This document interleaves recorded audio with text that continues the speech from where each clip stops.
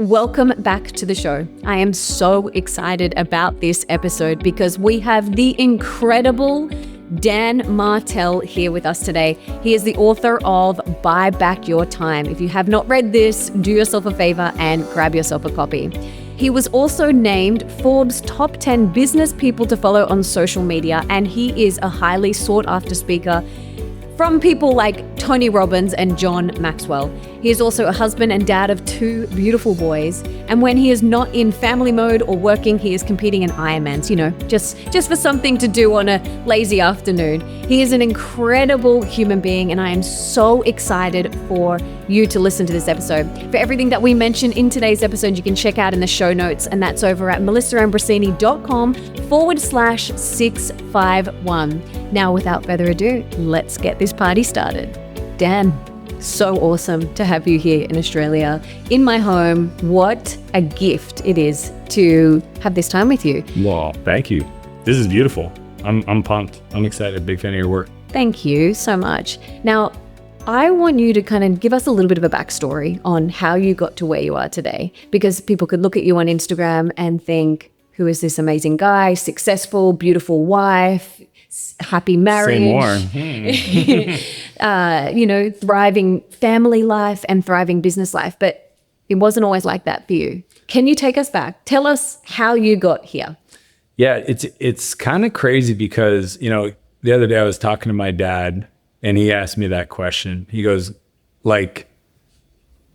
did you ever think? And I'm like, no, Dad.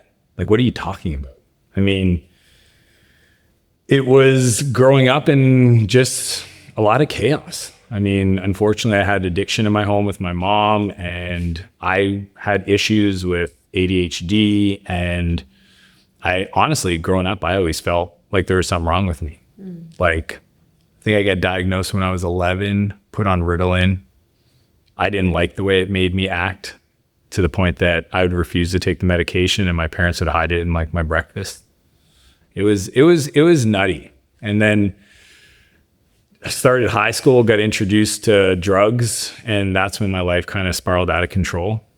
And just a series of bad decisions got me hanging around with people I shouldn't have been hanging out with. And I think because I didn't feel like I didn't have a lot of self-worth, I was always trying to get people's approval.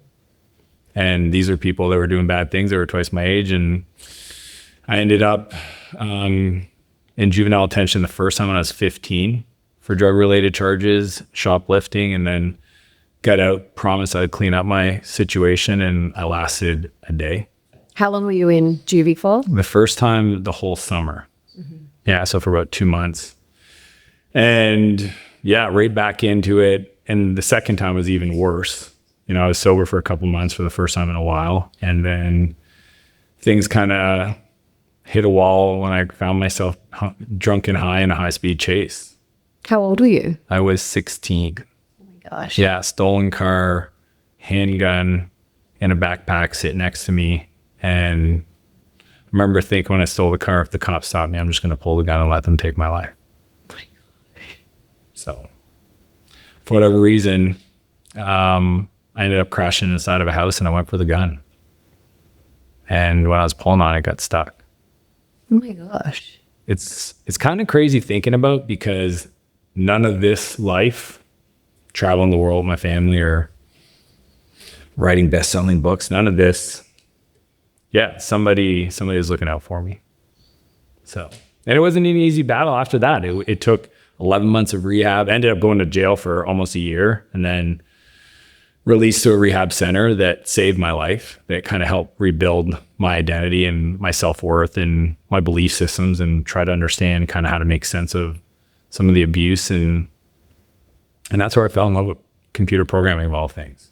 I was helping the maintenance guy, this guy named Rick, clean out one of the rooms, and there was this old computer sitting there and a yellow book on Java programming, just tap, tap, tap. This is 1997, so it's been 27 years. And then what happened from there?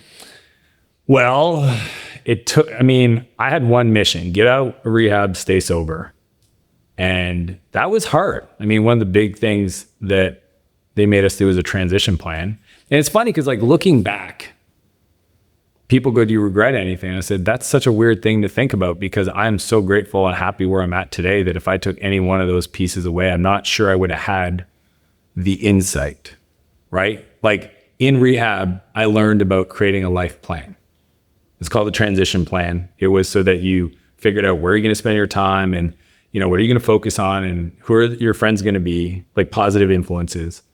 And even today, like yesterday, I was in Byron Bay with my wife building our plan for the year. Something I learned at 17 that I didn't realize just how powerful it was. So like in many ways, that 11 months in rehab center at 17 dealing with my addiction taught me some incredible tools that I brought into my life that allowed me to kind of crawl out of that hole I found myself in. Yeah, but it took another like 7 or 8 years until I ever found any success. I just tried. I just knew I couldn't work for somebody else. Like that was the one thing about me. I had an opinion. Yeah, you don't strike me as the person who'd work for somebody else. Nah, I don't care. It's I'm kind of dangerous because I don't need anything. It's kind of weird. Like even in business, I know what I'm worth. I know the value I bring to something, but I don't need anybody's permission. Like some people are like, oh, if this person says yes to be on their pod, or if this publisher says yes to my book deal or whatever, I'm like zero need from anybody. I'm going to go do the thing. And if that creates an opportunity for us to collaborate, game on, but I've got kind of like this, I just want to have fun. And if you want to have fun, let's do something. But if you make it weird, I'm out. And that's kind of even with business or working for somebody else or even clients. Like I fire clients all the time.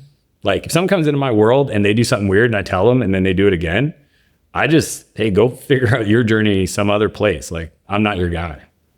So you said you had worthiness stuff. And then you're not seeking, approval or anything like that from other people. Like usually people who have worthiness stuff, they are looking to everyone else to kind of go, tell me I'm on the right track, or can I get a green light for you? So where did that come in? So it's interesting, and that's most people would not know that. So that tells me a lot about you, that you've done the work, that you understand. That's at a high level, because that's a very smart question. I think I did a lot of that work in rehab at 17. And then what I did is I translated that into triangulating people's feedback. So that's where it's different for me. I'm a big feedback person. I mean, anytime I do anything, it's always like, hey, what are the highs and lows? Give me some highlights and lowlights. What could I tweak? When I do my one-on-ones with team members, I want to be a better leader. I mean, there's a whole section on feedback in my book, because for me, that's how I get better. So I think maybe some people would think that that's kind of like I'm looking for validation, but I actually use it to triangulate, because I can't, like, I'm inside the bottle. I can't see what that label says. And I just know where I want to get going, and where I want to go is not who I am today, is not going to get me there. So I guess because I'm such a feedback person, I also had to let go of the, hey, that person isn't criticizing me. They see me through their lens on. I mean, this is the crazy part. So every day in rehab, I did a cleanup 3 times a day after every meal. And every meal, they make you share your story or listen to the person's story. So you do a cleanup with another resident. So for 11 months, times, that many days, times 3 times a day, I got to see somebody live their life and hear their story and understand the meaning that they made about things that happened to them. So I was getting like reps around human psychology that I didn't realize. So I started in business, and I'd be in a meeting and I'd be like, why is that guy upset? Like, that's so fascinating to me that he, all of a sudden, that one deal term we're trying to negotiate, that thing, he dug his heels in. And I'm like, interesting. Well, I'll just go over this way, and then he'll agree to that, and then I'll come back and get that done, and we'll move forward. And it was just so like, I just felt like so many people could have benefited of trying to understand what makes people tick. And somebody's feedback to me is not necessarily a truth about me. It's a perspective they have. 100%. It's like that saying, opinions are like... It's not, where they say, yeah, your opinion's not my business. Yeah, exactly. Yeah. Exactly. So that's interesting. You had to tell your story, because I believe everything that we tell ourselves is a story. There's positive stories, there's negative stories. Like those activated nuts good for me. That's a story. It's a positive story. Then we tell ourselves negative stories like, I need this person's approval. I'm not good enough. I'm not smart enough. Who do you think you are writing a book? So we have positive stories and negative stories that we tell ourselves. So you're telling your story 3 times a day for a long time. Yeah. Did it get to a point where you're like, I don't even believe this about myself anymore? Well, I think this is why journaling is such a powerful tool, because as you think about the kid I was when I came in, angry, pissed off, fearful, critical, cynical. Oh man, like that staff's full. You know what I mean? Like I was reserved, and then, those conversations to then 3 months in, 6 months in, 10 months in, it was just like, oh wow, yeah, I'm not that person. And now I see why. So when you journal, what you're doing is you're creating space between your thoughts. And I think that most people, if they actually, and I think, a lot of people do diaries, very good practice, like just trying to understand that you are not your thoughts and come to that realization is one of the most beautiful things. Because if I'm not my thoughts, then somebody else's feedback about me is not real. And then I don't need to internalize somebody else's criticism or fear of something they're not even.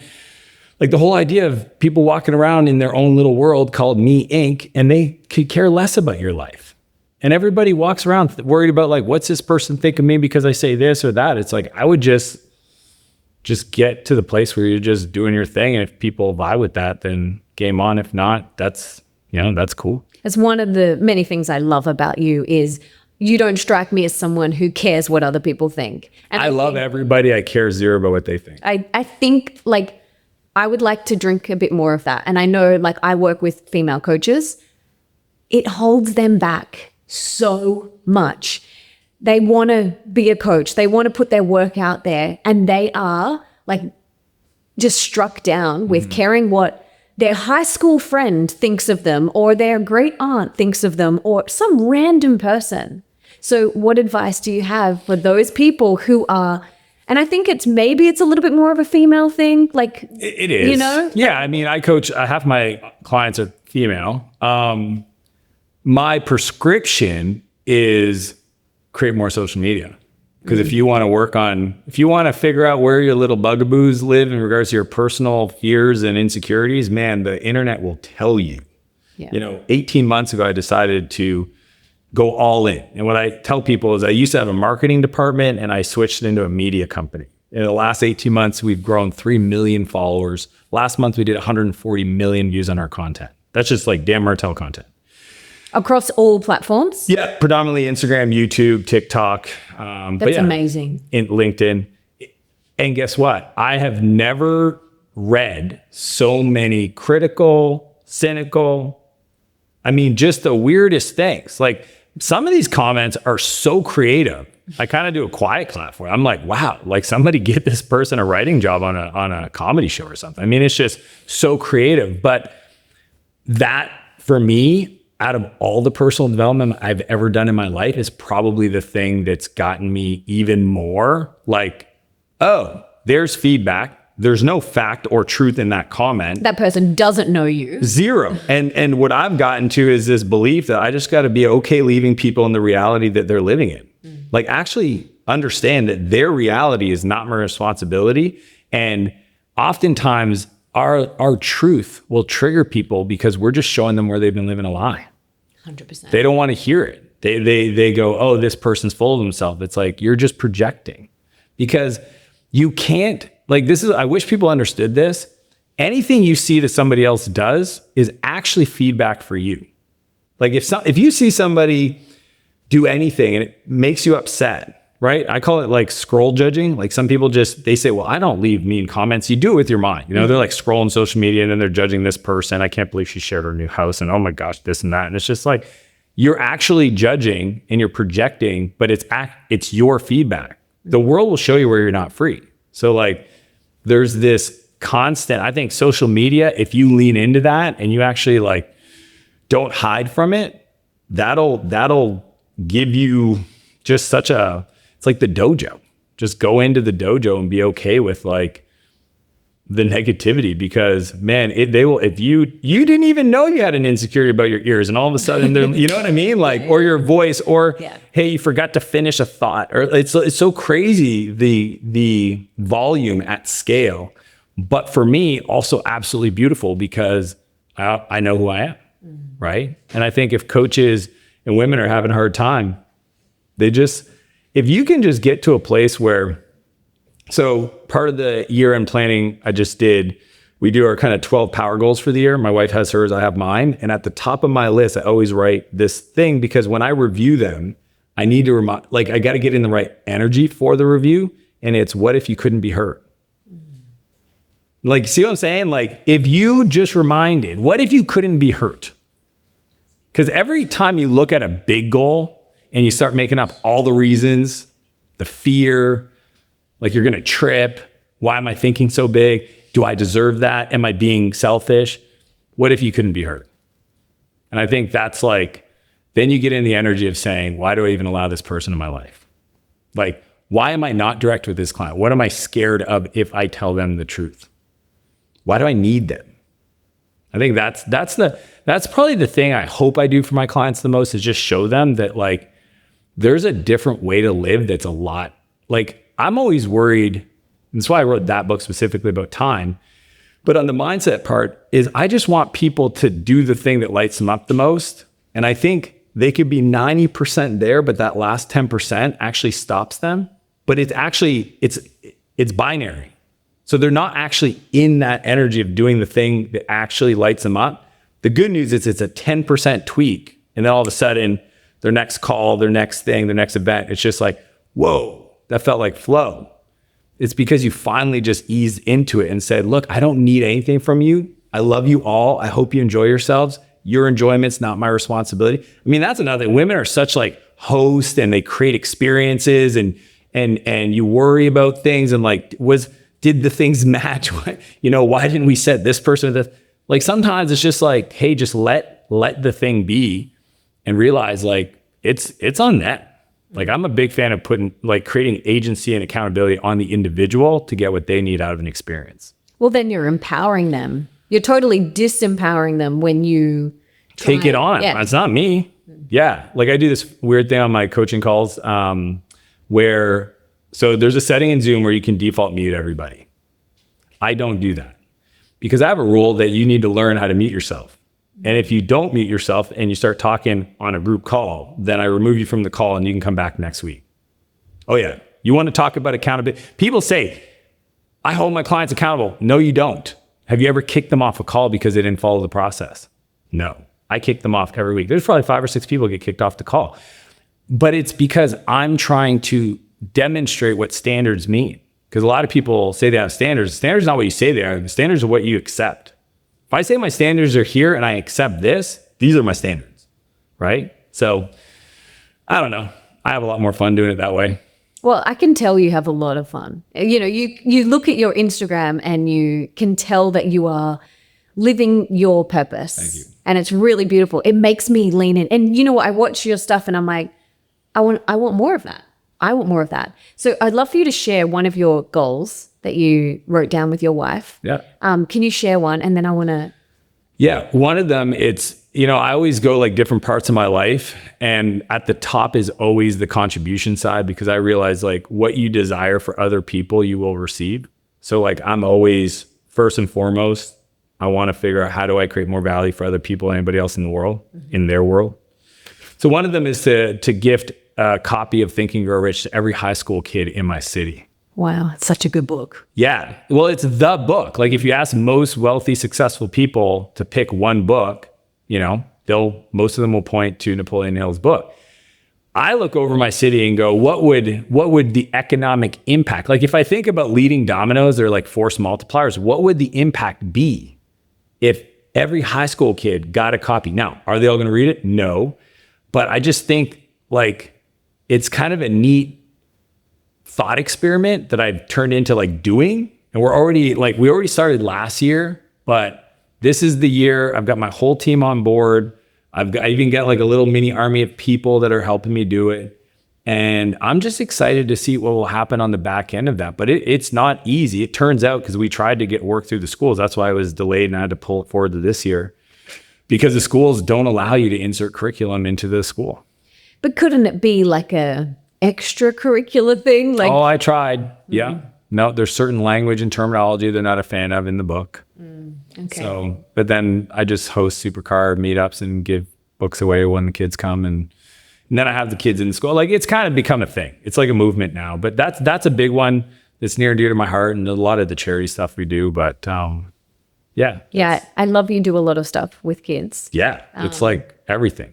I learned a long time ago that you're best equipped to help people you once were. Yes. And that young Dan, I mean, I know who he is. I know the crazy thoughts he has. I know the darkness he's in, and I know the kind of person he would listen to. And unfortunately, when I was a kid, I didn't have somebody like me showing up. Yeah. Like Because you they don't didn't. tend to listen to your parents. Oh, zero. There's zero. Most kids, and I don't know if you know this, but like there's studies around this. When your kids turn 12, 13, they go outside of the home for advice. So as a parent, if you don't design your peer group of people your kids respect, then they're going to find that group. And I would like to at least make sure they're people that I trust. So that's why for me, it's like, I do a lot of stuff with recovery, with, kids in programs. And then we have our King's Club program, which is a free youth program, but it is my everything. I love that. I actually saw, I think it was a reel, or maybe it was a story that you did where, or maybe it was a YouTube, you were talking about how if your kids are hanging out with some not so desirable, questionable people, like, you interfere. And I really 100%. like that. Yeah, I mean,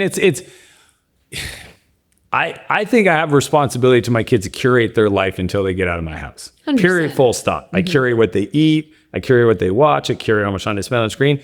And I curate what homes I think they should be allowed into. And if I meet one of my kids' friends and then I meet their parents, and all that parent says to me is crap about politics, crap about the weather, crap about the negativity, whatever it is, like, your buddy can come to our house. You're not going to their house. And some people had a problem with that. Again, live in your own reality. Unfortunately, you can't split test raising kids. Like, that might be not a winning strategy. My gut tells me that's a very good strategy.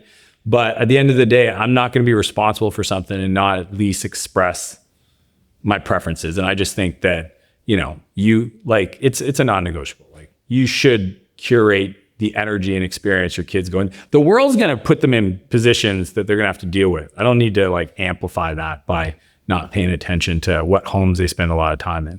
How did they respond to that? I don't think they know. Yeah. Okay. So do you just strategically be like, I just come on over to our place? Always. Yeah. I'm the dad that coordinates the play dates and sleepovers, nonstop. It's kind of weird. I know all the moms, and I'm like, hey, Noah wants to play with Liam. Is he free at 3:00? I'll drop him off at 6. I do that because I think that children, selfishly, they're a lot easier to work.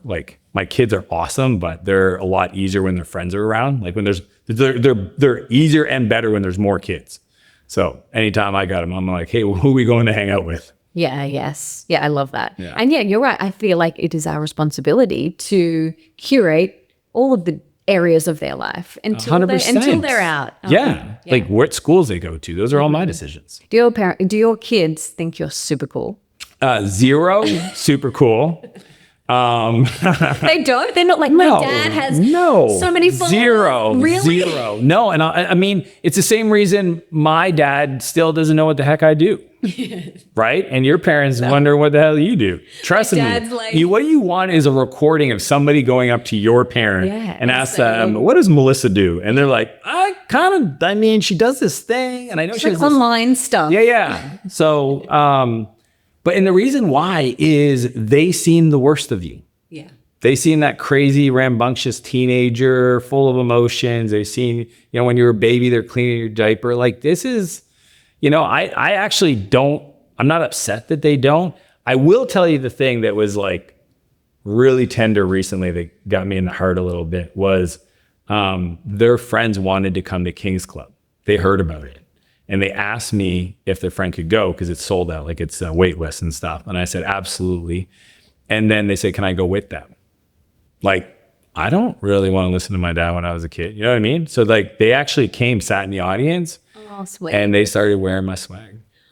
Whoa. That's been the coolest thing. Did you tear up? I got very emotional and I haven't said anything because I'm scared I'm going to scare them away, but only because their friends started wearing it. Yes. So I don't know. I think that's, this whole idea of a lighthouse and a tugboat, right? A lot of people go through the world trying to be a tugboat to their family members, to their friends, and criticize them and tell them what they should do. And they mean well. They just come off as like high and mighty on their horse, when I'm a big fan of the Lighthouse. I was just at the Byron Bay Lighthouse, which is the most eastern point in the whole country. I think it's the first sunrise or one of the earliest ones in the world. And it reminded me of that philosophy of just being the example of what not to do and where there's danger, and then allow the people that, need to avoid stuff. They see you. So I don't tell my kids what to do, but I am the example. So I don't tell them to eat right. They watch the amount of protein I eat and they go, hey, how can I get some more protein? I'm like, good question. Mm-hmm. So yeah, Lighthouse is way easier than being a tugboat, running around, bumping into people, trying to get them in the right direction. Yeah. Yeah. Okay. So going back, you were following this guy. You got into computer programming. Yeah. When did all of the success come for you from that? And I want you to explain what a SaaS company is for people. Yeah. So I started building software when I got a rehab, and I just built stuff for myself. When you were 16? 17. 17. Yeah, I got out at 17. Yeah. Yeah, I built tools. And this is, this small thing called the internet just launched in 1997.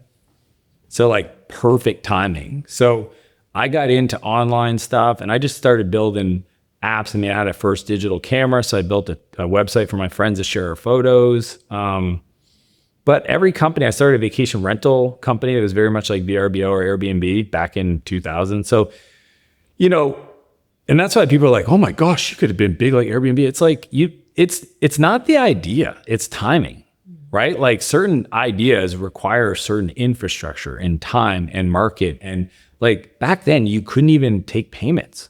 You needed to go to your bank, apply, put $50,000. Like, you know what I mean? You can't, to sign up for a Stripe account and just start taking credit card payments, zero happened in 2000. You had to like literally have a $50,000 deposit in a bank account just in case there was some nefarious stuff on your account. So, I tried and failed. And I went almost 7 years of just building stuff and wandering and consulting and freelancing.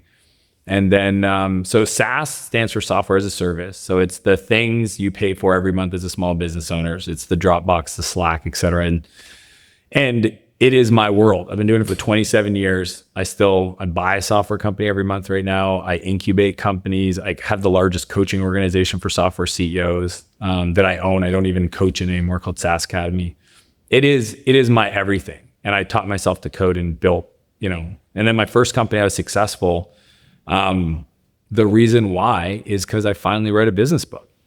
It's kind of bananas. Like I went my whole life just reading computer books and trying to start businesses and not working, and then realize maybe I should spend some of this reading time on the business side. What business book was it? The first book I ever read was called Love is a Killer App by a guy named Tim Sanders. And I was so not a reader because of my ADHD that I bought the CDs and I listened to it.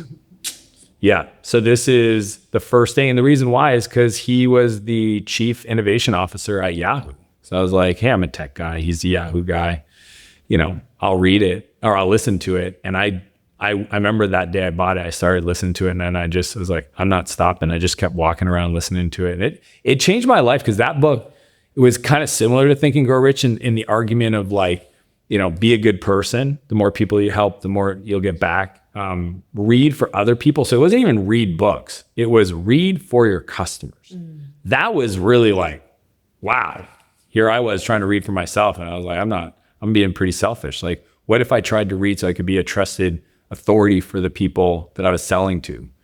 And then also just like who right? The whole adage of your network is your net worth. And like today, I've taken it to be, it's not even like, who do you know? It's who knows you. And that's the media landscape that's changed that a lot of people don't see today.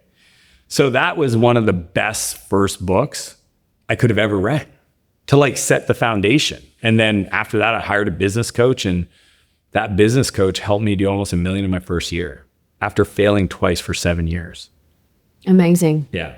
So good. So we have a SaaS company called She Leads. Yeah. So it is for our coaches. So we work with female coaches, consultants, and service providers, and we created that for them. So you get it. we get it. Yeah. So where did this come into play? Because like, did you burn out? Were you completely exhausted? And then you're like, I need to buy back my time myself? Yeah. I mean, did I burn out several times? It's kind of funny because like people go, what's the moment? And I know it makes for a great story. So I have the moment, but it's like, oh yeah, life is like the ocean, right? It comes, it's phasing. Like there are these like points where you hit rock bottom, right? Like when I got in that crash and almost took my life, that was a moment, right? But it wasn't like the next day, oh my gosh, I'm successful. No, it was almost another decade of trying. But the company that I finally made my first $1 million and eventually became a multimillionaire after I sold it, that company at 20, so I started at 24, sold it when I was 28.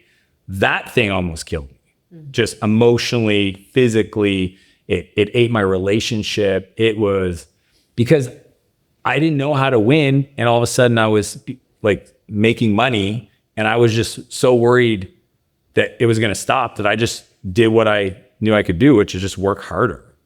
And 100-hour weeks just got crazy. So after I sold that, I almost decided to like not start anything ever again. Like it was that traumatic. And then I met some mentors. I moved to San Francisco to kind of like be in the tech scene and start doing some angel investing and whatnot. And that's when I saw these 26-year-old kids that had just raised $100 million and like, oh, there's a different playbook. Like the way they think about scaling companies is totally different than the rest of the world. Most entrepreneurs, freelancers, coaches for sure. And that was when I started applying the ideas of the buyback principle. I just call it the buyback principle. Other people call it leverage, but it's really the idea of valuing your time. Because if you don't value your time, nobody else will. 100%. It starts with you. And it's a math equation, right? Essentially, whatever you want to generate per year in revenue, you can just divide it by 2,000. And that's what you have to believe your hour's worth. Because if you don't fight for that hour to generate the potential of that money coming true, then you just don't have enough hours in a week to be able to make it happen. So that was like, as a software left brain kind of systems thinker, like I started to put together the pieces and then I just took it and put it on hyperdrive. So like everything I've built in my life, like today I have a $100 million holding company where we buy software companies. I've got, a company that's on path to be $1 billion in the next 3 years on the software side. My coaching companies do like multiple 8 figures a year and profitable, like crazy profitable. All of that was because of that book. Amazing. So when people ask me how I did it, I would teach them the buyback loop and then I would teach them the replacement. Like I would teach them the frameworks, but it's all in pieces. And one day my buddy Ron called me up and he says, "You need a book." And I said, "No, I don't." He says, "Yes, you do." I said, "No, I don't. Life's pretty great. I don't know. Don't see why a book would change my life much." And he goes, "I thought you said that you were built by books." Because every time kids ask me, they see me in one of my cars and they go, "What do you do?" I say, "Well, it's not what I do. It's not what I do for work. It's what I do. And I read books." So he got me. So I said, and it's funny, it's at the very end of the book, I kind of talk about how I wrote the book. But the first person I hired was Ron to be the book CEO. Mm-hmm. And that's like my philosophy on how to scale. Most people don't even consider it. They don't even know it's a thing. They've never looked at it through that lens. My leadership style, very different. I think when you're at 100,000 in revenue and you want to scale to $1 million, the strategy is pretty simple. Most people don't get it, but this is the strategy. One product, one channel, one conversion tool, one market, 1 year. You do all those 5 for 1 year and you focus, you'll get to $1 million in revenue. The reason most people don't is they do too many things. They don't have enough resources in the company to do it. And then they're always kind of falling on each other. So that's how you get to $1 million. But to really scale past that, then you gotta understand what your time's worth and you gotta understand what you need to let go of. It's a game of letting go. And as you know, women have the hardest time letting go. I know. So like literally yesterday, my husband was saying, We need more help in the house because you're not just talking about leverage, like buying back your time in your business. You do it in your personal home and too. professional. I'm here traveling with 2 team members. Like I travel, like I think actually personal's easier, quicker, and probably more cost effective at first. 100%. But most people don't even consider why. They don't think they're worth it. I know. So this is the thing. So we're in the kitchen. We've just had a baby, as you know. Yeah, and I was like, and we have a nanny 5 days a week. She comes for 4 hours a day and she looks after our 3.5-year-old and they go and do adventures. And I was like, now that we've got a 3-week-old, I'm like, I feel like we need a little bit more support. But Nick said this and I was like, oh, I can do it. I can cook. I can clean. I can run my business. I can do it. And I was like, why am I holding on? Like, what am I trying to prove to myself? Like, why do I need to do these things? And I was like sitting with it last night when I got into bed and I was like, am I trying to prove something to myself that like I can be a successful entrepreneur and be a successful mom? Like, what is this? Why? Where does this come from? And I'm like, this actually isn't even mine. This is not mine. And so I was like, okay, we can get some more in the house. But I saw a reel that you did that was like, if you're earning over $100,000 a year and you don't have an assistant. You're silly. Yeah. Yeah, I might use a different word, but. Yeah, I think you did use it. Oh, for sure I did. I mean, here's a big idea. Because I work with, again, really successful women. And I love it because I actually think helping women be wealthy will do more good for the world than men. Period. And that's statistics and research. That's not mine. 100%. And yet they can have these 8-figure businesses and still hold on to these really interesting parts of their life because of some beliefs. And I remember one time I was coaching a woman and I said, what if you just, she wanted to make $100 million. I said, what if somebody just gave you $100 million? How would you feel? And she goes, well, I wouldn't feel like I deserved it. Okay. What would you need to do to deserve it, to feel like you deserve it? Oof, what did she say? She went on this long story about working for 20 years, her butt off, and da-da-da-da-da. Burning out. I said, interesting. I said, if somebody wants to give me $1 billion, I'm going to say thank you. Mm-hmm. No problem. With ease. Here's my bank account. Thank you. I would encourage you to get to that place. Because what happens is we make up the stories of what needs to be true for us to receive. If you think about it, the things that people want, the 3D things, they actually don't want the 3D thing. They want the experience and the feeling that they feel they're going to get with that. And the coolest part about that is they can get that right now. There's another lady I was coaching, and she said to me, because I was asking her, okay, what are we going to do? Right? We're working together for a year. I need something. Like, that's always my first session with them, is to get really clear on the outcome. And she goes, I want to sell my company. I said, cool. How much? She goes, 100 million. I said, awesome. I said, why 100? And she gets quiet and she goes, so then I could tell them, fuck you. Who? Who are these people? And she kind of got emotional and she started just being like every person that never believed in me. And I said, where are you at now?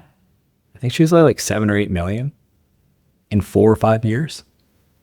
I said, do you know what percentage of women founded companies in 5 years get to 7 million in revenue? She's like, wow. I mean, probably like 5 to 10%. I said, Google it. 0.01%. Who are you waiting to tell fuck you to? You superwoman? You know what I'm saying? Totally. And I said, you're allowed to feel that way right now. And she got in tears and kind of broke down and said, now, from this place, we create. Because creating from a place of that dark energy is actually really hard and blocks you because people feel it. 100%. And I'm telling you, what I saw happen over the next 3 to 4 months was like, The other funny part is on the second call, we always start off. I say, you know that list you gave me? She's like, yeah. I said, that's just a list of things you made up to tell you that you're enough. So let's talk about the enoughness, because this will never, no amount of this is going to get you here.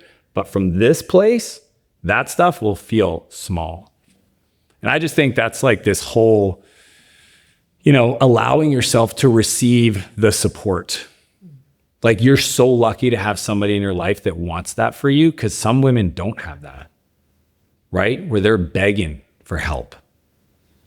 And I think like that's impressive. That's like, I think women should focus on the impressive part, receiving, like allowing and not needing to like be the whatever language. There's all this like language. It's just like, you're allowed to be wildly successful and not work that hard. Like, let that sink in. You're allowed 100%. to be wildly successful and not work that hard. But it's so deeply ingrained. It's so deep. But I love that. I want everyone to like tattoo that on their forehead, write it on a Post-it note, stick it on their bathroom mirror, read that, like embody that, because it's our birthright.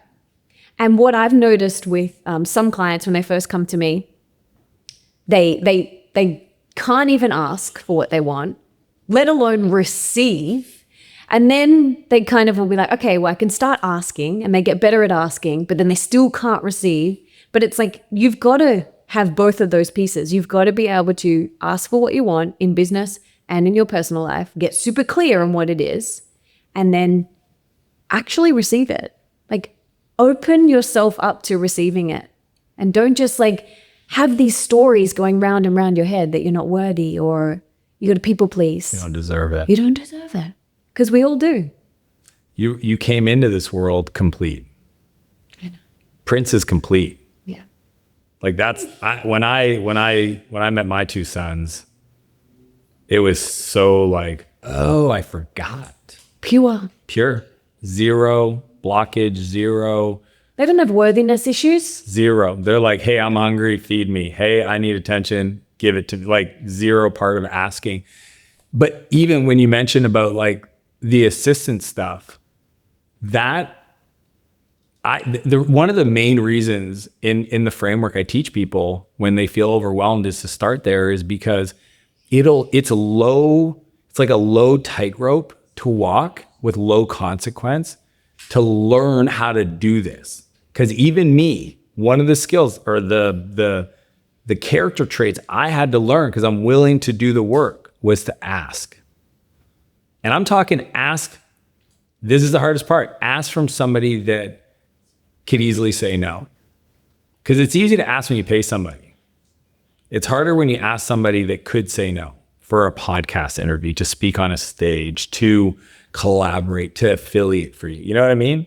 And like, that's why like my process that I teach in my book to work with an assistant, it's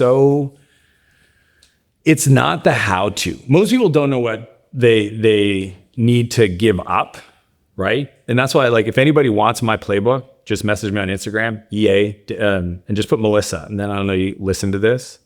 I'll send it to them. It's my like literally 40-page document. Because if you don't know what to ask for help, then you'll always feel stuck. But even if you do it and you don't deal with the emotional side, mechanically you could do it. You can go through this document and like mechanically give up your inbox or calendar, set up the meetings.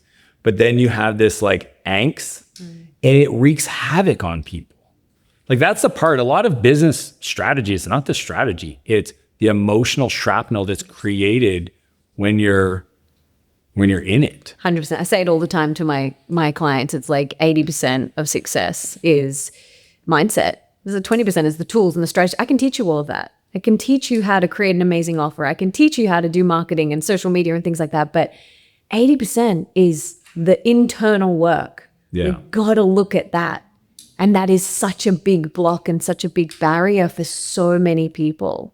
And I love that you've done so much of the mindset stuff accidentally. You know, you didn't know. Yeah. thought I was getting sober. It turned out I was working on Dan. Totally. Yeah. Doing And it's personal never development. stopped. I mean, the last 4 years, all I've done is read mindset books. 4 years. I took Think and Grow Rich and I went and referenced every book that was ever mentioned in that book and did a recursive search. I got a list of 300 books. And it went everything from religion to philosophy to poetry to, new thought to psychology. And it's because that is, again, I already know how to do the business. I remember I was working with my coach and she said to me, she goes, when you snowboard, do you sit there and do you think about snowboarding, heel, toe, lean back? I go, no. She goes, you just rip down the mountain through the trees and just get into flow. And she goes, I think you've been businessing long enough. It's time to just do. And I was like, what do you mean? She's like, I read your book. This whole no agenda, no attenda stuff. Okay, Dan. Next meeting, I challenge you to just show up with a pure intention of being of service with no structure. As a person that likes structure, that was a crazy idea. Turned out she was right. That I think kind of most of us come into this world pure and we experience things that kind of taint our perspective. And then we go on a journey, hopefully, to kind of come back to that awareness, the wholeness, the enoughness. In many ways in business, if you've been in it for a while, the next step is actually to stop doing it and then just start being it. And my whole life kind of expanded when I just started focusing on the beingness part. I love that. Yeah, less doing. And it just turns out people want to work with people that are fun and productive. It doesn't mean I don't have the gear to get shit done, but it does mean I don't have to be critical or I don't have to be so abrasive in my decisions. I love that. Talk to me about your mentors, your coaches. How important do you think that is for people? Because, I have coaches and mentors in all different areas of my life. I've got parenting people that I go to. I've got spiritual, I've got business, health, fitness, all sorts of things. So talk to us about the role of them in your life. Yeah. I mean, I can tell you my beliefs that got me to a place where I have an unlimited budget for. Yes, because to me, my mind and my health, unlimited budget. Why would I? If I've got the resources, that seems silly for me to slow things down. If I want to improve my relationship, how I show up as a parent, my health, my business, strategy, media, I'm going to find the best in the world. And I mean, my last coach, I wired him money because he doesn't coach people. And I got somebody to send him a message and said, Dan considers this either a donation to the charity of your choice or it'd be really great if you got on a call once in a while with them. Wow. And it was a multiple six-figure wire. Because I thought to myself, what would I want? If somebody wanted to get my attention that I did not know and I didn't coach, what would need to be true for me to be like, okay, that's cool. So that's what I did. And he luckily took the money and now we talk. So, but my coaches are my last coach I've talked publicly about is Ed Milet, who's one of the best in the world. Ed helped me build the media side of my life. I hired him specifically for that and, talk about, and with him, I was just chatting with him yesterday about just 2025. But, I have the privilege, I speak at Business Mastery at Tony Robbins events. So I'm around these incredible individuals, but I'm also I do have a spiritual coach and a family coach and a fitness coach, Alan. And just, again, if I want to move fast and somebody else has the blueprint, then paying for speed just is a good trade. At the end of the day, I'm always trying to buy back my time. And then with that new time, invest in myself so I can become more. Because, and this is the big idea that I hope people understand. If you were the person today you needed to be, you'd already have that thing you want. That empire, that 10 million in your bank, whatever the thing is, $1 million in your bank, 100,000 in your bank. If that's what you want, you are not that person yet. It's just facts. Because trust me, once you get to that place and then you realize who you are there, you'll laugh at who you weren't. And that'll be easy. And then you'll be like, oh, now I want to go to this next level. And it just requires you to develop these. And it's in the margins. It's not these people are like, but I like who I am. I'm not talking about a full revamp. I'm talking about discipline. 80% of success would come on the backside of just being disciplined. Consistent. It's a foundation. You don't have discipline.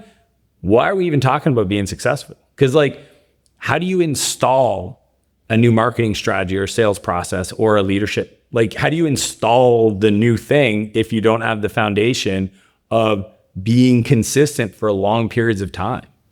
100%. I just think that to me is the whole point. And from a, why do I invest in coaching? There's a part of it that I also think that when we pay for things, we value them. 100%. And I know, like, when I hired Ed, the transformation I was after to go all in on me and media happened at the transaction. When I wired that money over, and he calls me his civilian because he only coaches athletes and famous people, celebrities. So I was his civilian. So when I wired that money over, in many ways, I just made a commitment to me. I honestly, like, I love Ed, and it was game changing for me. But I think even without ever doing a call, the fact that I was willing to do that was worth it. 100%. And going back to the discipline, like Nick always says, discipline is freedom. He's always said that. And that's like instilled within me. But most people think it's not. They think freedom is doing whatever I want, whenever I want, with whoever I want. Okay, go figure that one out. That's not freedom, because fulfillment comes from feeling useful and doing what you want, whenever you want, with whoever you want. That's not you're not creating anything. You're not developing and growing. Like, you know what I mean?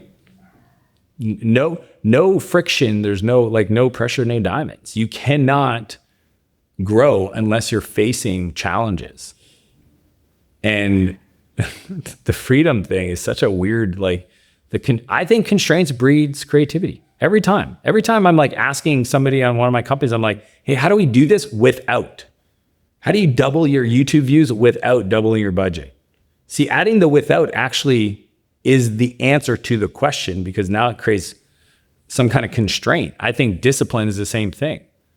The constraint of having to have discipline earns the freedom. And guess what? The thing that makes it valuable is that it's hard. Like, isn't that crazy? Like, the reason why a Ferrari is valuable is because it's so freaking expensive. And to have that kind of money is rare, because what you'd have to do to get that money, that's what makes it valuable, is that it's hard. And a lot of people don't want to do hard. They don't want to be disciplined. They're like, I like my freedom. Okay, cool. Then take the goals and drop them down. These big goals and visions and dreams you have for your life, bring them down, because they're connected. There's zero person you admire that does things at the highest level that doesn't have discipline. It's impossible. I agree. And I feel like if you're disciplined in one area, it kind of like ripples to all the areas. That's the coolest part about it. Yeah. And that's where a lot of people think, man, I know where I'm at today and where I want to go is going to require me to kill a lot of these bad habits, these vices. And the truth is, if you deal with one, it just naturally starts overflowing into other areas of your life. You do one, then you do two, and all of a sudden you wake up in a year and you can't recognize yourself. But it requires you to do it, you know, because it's hard at first, but eventually it just becomes who you are. When that idea, like, I always tell people, you know, that they don't understand. I go, how many times did you think to yourself in the last week to not stop to buy cigarettes on the way home? Never. Why? Because they don't smoke. Cool. When you get your health in check, not going to the gym will be just as weird as like you stopping and buying a pack of cigarettes, not going to the gym, because that'll be who you are. And it's just like, once you get in that mindset, what are you doing? Toasting nuts? What is it we're doing here? Activating nuts. Yeah. So activating nuts. Okay. So like, you not activating nuts is probably be really weird, right? Yeah. Because it's who you are. It's identity. And I think like, that's once you do it enough times, you see, you're like, oh, I just got to install that new thing, that new belief. And then once I get the belief, it's a habit. It's not hard. But at first it's hard because it's weird, but it's supposed to be, because if it wasn't, then everybody would be doing it. It's not valuable anymore. Yeah. It's like brushing your teeth. I always say this, you know, Yep. It will become like that. You don't even think about it. So good.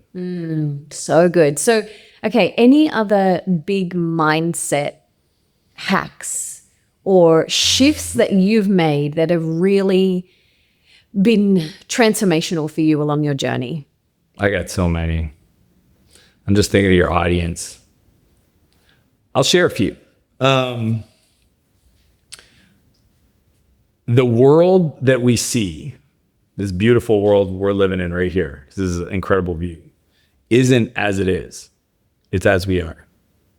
Because unfortunately, there's another person out there that if we took off the street and brought them into this space, their experience of this space would be the opposite of ours.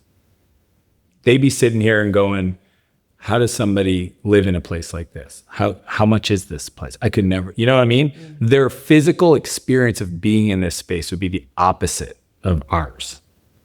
Why? Because the world isn't as it is, it's as you are. It could be raining and one person could be like in pure bliss because they have a garden. And somebody else could be absolutely angry and frustrated because their soccer game got canceled.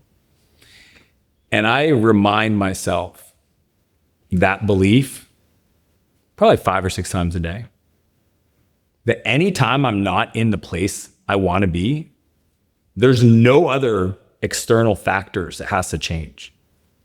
I have to reconnect. I got to recenter. I got to go, hey, what belief would I have to believe for this to be absolutely incredible? And do you just do that? Like, do you sit, do you meditate, or do you just like I talk to myself? Yeah. So Hamilton Island, I told you we were just there. Beautiful. When I travel, I like things a certain way.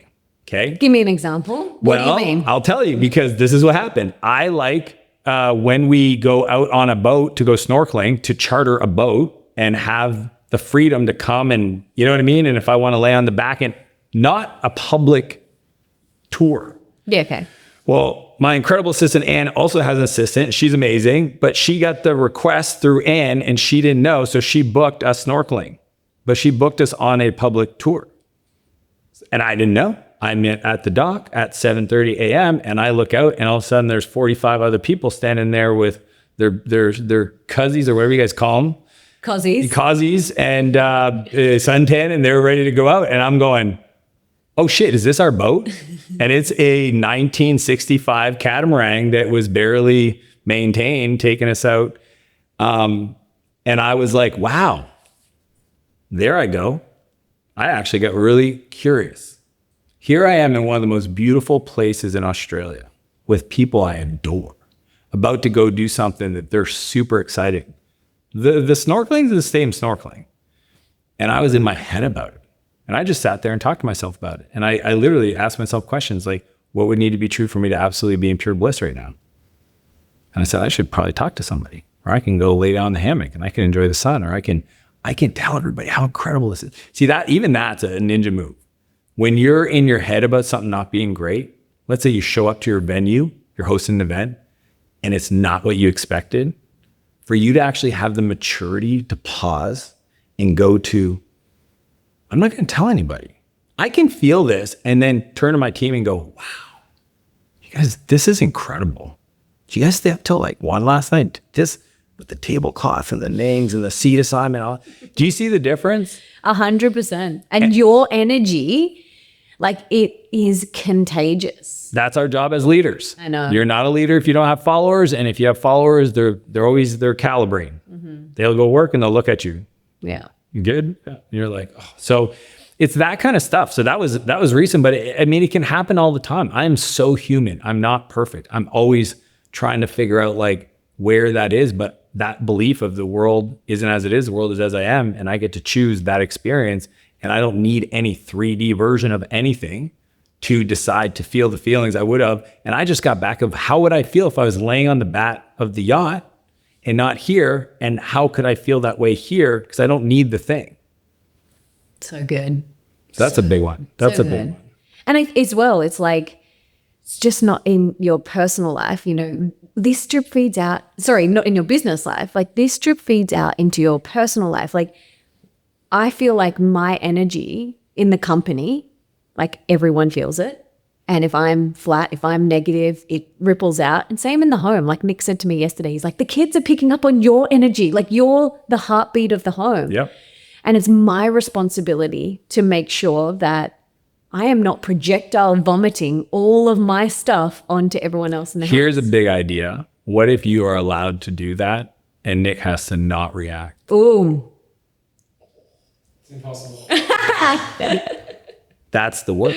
Yeah. That's where I've gotten to. Yeah. My wife can be a hot mess, a beautiful, just feminine whirlwind. And I can see myself reacting, and I just got to go, it's all good. And you know what happens? She adjusts. Yeah. It's fascinating. Yeah. As a man, it's fascinating because, like, trust me, I've done the work, and I can only speak as a biological man and my energy and with my wife. And it is interesting to watch that she can come in with annoyance, and I can either react to that or I could sit back and just almost like allow it. Mm-hmm. Like, we just drove 3.5 hours, and trust me, there were some like moments where she said stuff about my driving, which I'm like an amazing driver. She doesn't see it that way. I am driving on the opposite side. Like, all the rules are backwards, and the blinkers and they're all different. And I remember she said something because I came into a roundabout too quick, and I was about to, and I stopped myself. I was like, nice work, Dan. Good on you. Yeah, I was like, good. Have you read David Dieter's work? I've read everything. Yeah. I'm like 1,700 books in right now, and I've read every book. I mean, I continue to read books. If the Buddha was married, the one I just finished, it was just a beautiful book. But they all, you know, when you read, let's say 50 books on a topic, you'll see the blueprint. So Dieter's stuff and others, and yeah. But again, it's the world will show you where you're not free. And the person you marry is the perfect person for you. 100%. That's the coolest part. They're literally the most beautiful, perfect person for you to do the work. I know. They're your mirror. How long have you guys been together? Almost the exact same as you guys. How do you know? I know everything. I get a little. Wow. Okay. But 10, 11 years? I think it's 10. 11. It was 11. Yeah. It was 11 in November. So yeah, just 11. But do you know we got engaged after 2 weeks? I didn't know that part. And married 5.5 months later? Did not know. Yeah. Well, like we when you know. Yeah. And so like he proposed to me after 2 weeks, and I was like, yeah, okay. And he's like, it was the most choiceless, easy thing I've ever done. And that was 11 years ago. But yeah, we always say, like, this is where the real work happens. Oh yeah. Yeah, that's why I like the whole idea of like the honeymoon phase and all that stuff. It's, you know, yesterday I did a live with my wife because we did our quarterly plan. We call them couples retreat. We do 4 a year and kind of plan. This one was a big one for planning the year. And we did a live when we went out for a walk, just answering questions about relationship. Because usually it's just me. So having Renee there, everybody was like, ooh, we got questions for her. Anyways, but a lot of them was, you know, how do you know if you found the one? And I'm like, I don't know if there's the one. I think there's people, and then you got to then do the work to make it the one, because Totally. that's actually what it is. You decide. Yeah, your team members are the perfect team member for you to learn to grow at this stage. Like, everything is actually perfect. 100%. And everyone comes into your life, both in business and in your personal life, at the exact moment that you need them. And I really believe in that, like, season, reason, and lifetime. Yeah. And, you know, that's been so big for me as a female. You know, when friendships dissolve and friendships come and they dissolve and things like that, I used to get so attached. Be like, but what we had was so beautiful. Mm-hmm. But I'm like, that season is over. Yeah. Or that reason we came together is over. And so letting go of attachment has been really big for me. That's everything. Mm-hmm. Have you noticed your business grow the more you let go? 100%. See, that's the other part. People, it's like the money is on the backside of letting go. 100%. It's why most people can't get past 100K is because they have to do everything. Delegating is so scary. Somebody could mess it up. They could cost me money. They could cost me my whole business. So they're like, hold on. And 100K is your ceiling.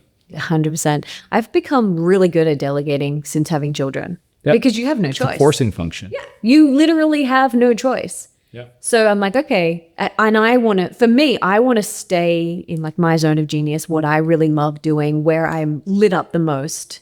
Podcasting, coaching, speaking on stages, you know, I love that sort of stuff. So I'm like, and it has to be so good to take me away from my children. Yeah.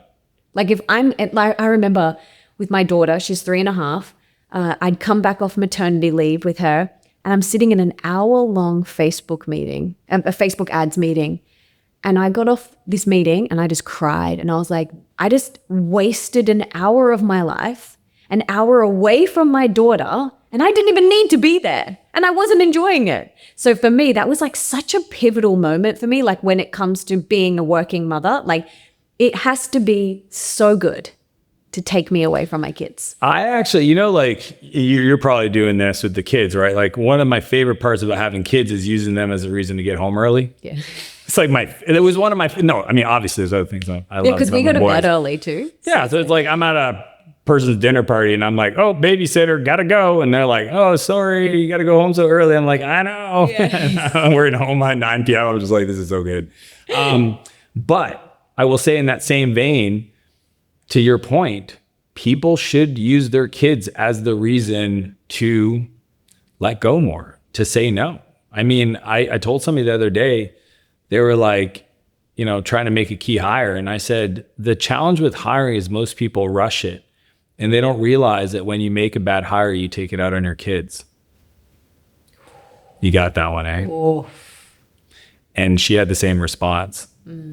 I said, because you're going to be on the phone on vacation, pacing next to the pool, dealing with that person, the downside, the person screwing up, and it's like every decision we make in our business, our family is on the receiving end.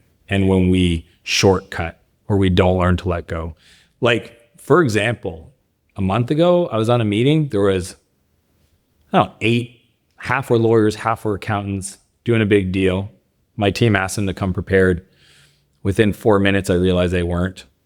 I got off the call. It was an hour-long meeting. I said, hey guys, I appreciate you guys doing all this work. You missed the boat. Let's reschedule, or you can stay here with the rest of the team. I'm out.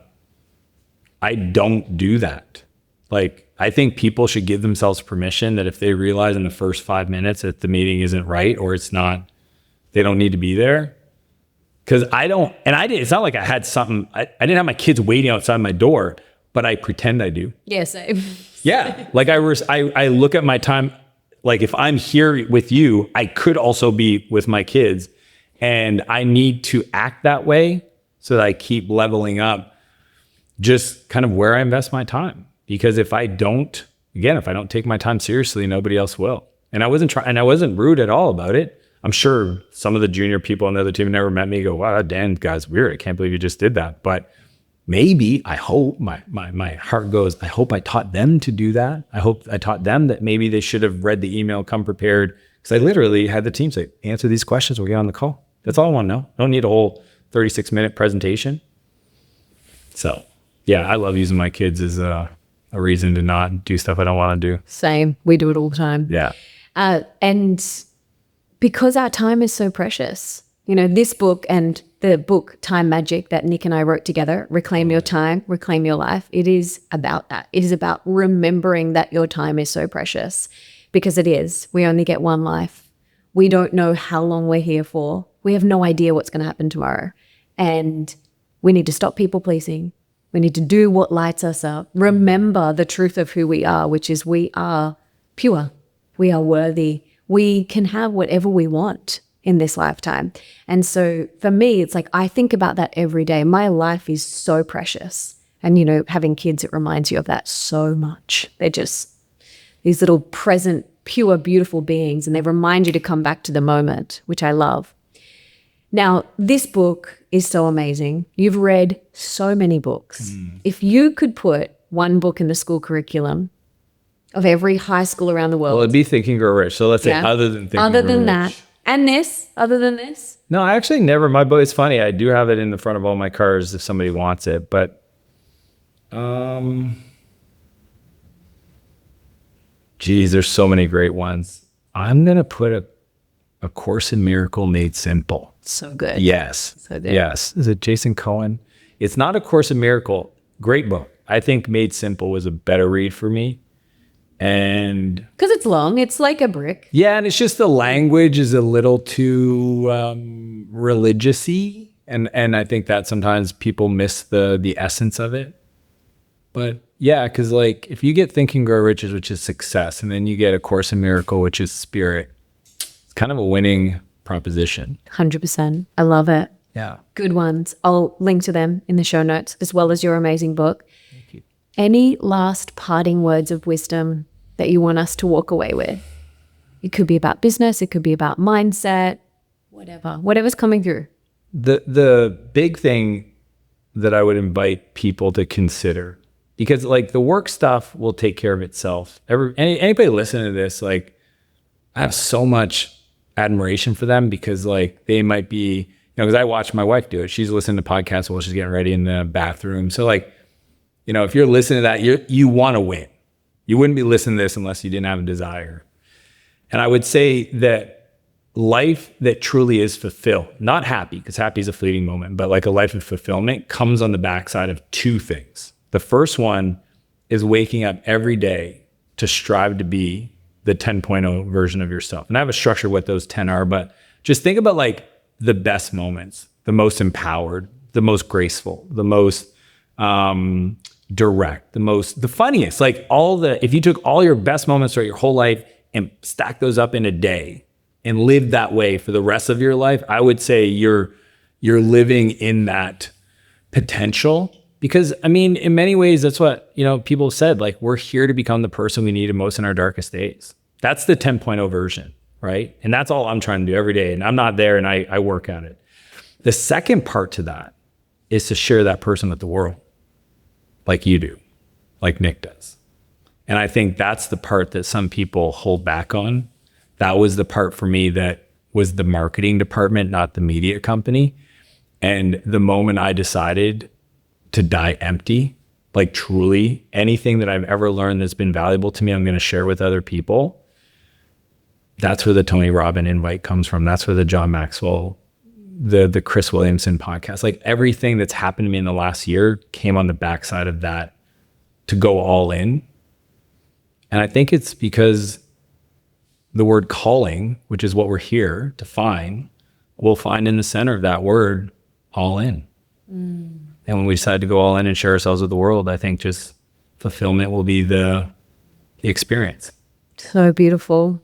You're amazing. Thanks. So are you. That was so much fun.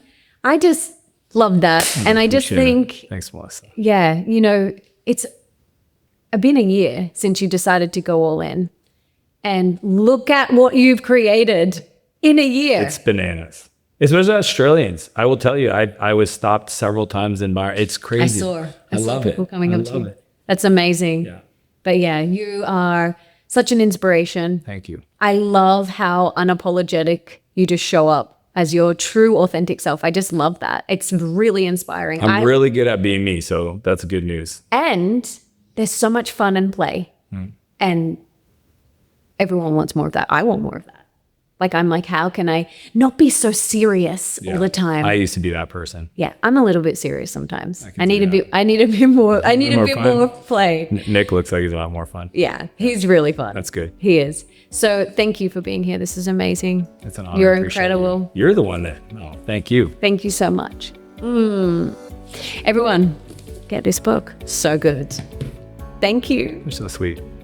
That was incredible. I absolutely loved that conversation. I could have spoken to him for hours. And if you loved this conversation as much as I did, please subscribe and follow the show and leave me a review on Apple Podcasts, because it means I can keep getting on amazing guests like Dan for you. And it also means that all of my episodes will pop up in your feed, so you never have to go searching for a new episode. Now, come and tell me on Instagram at Melissa Ambrosini what you got from this episode. What was your biggest key takeaway? I would love to hear and connect with you. And before I go, I just wanted to say thank you so much for being here, for wanting to be the best, the healthiest, and the happiest version of yourself. I absolutely am so grateful and so honored that you've taken the time to be here with us today. Now, if there is someone in your life that you can think of that would really benefit from this episode, please share it with them right now. You can text it to them, email it to them, do whatever you've got to do to get this in their ears. And until next time, don't forget that love is sexy, healthy is liberating, and wealthy isn't a dirty word.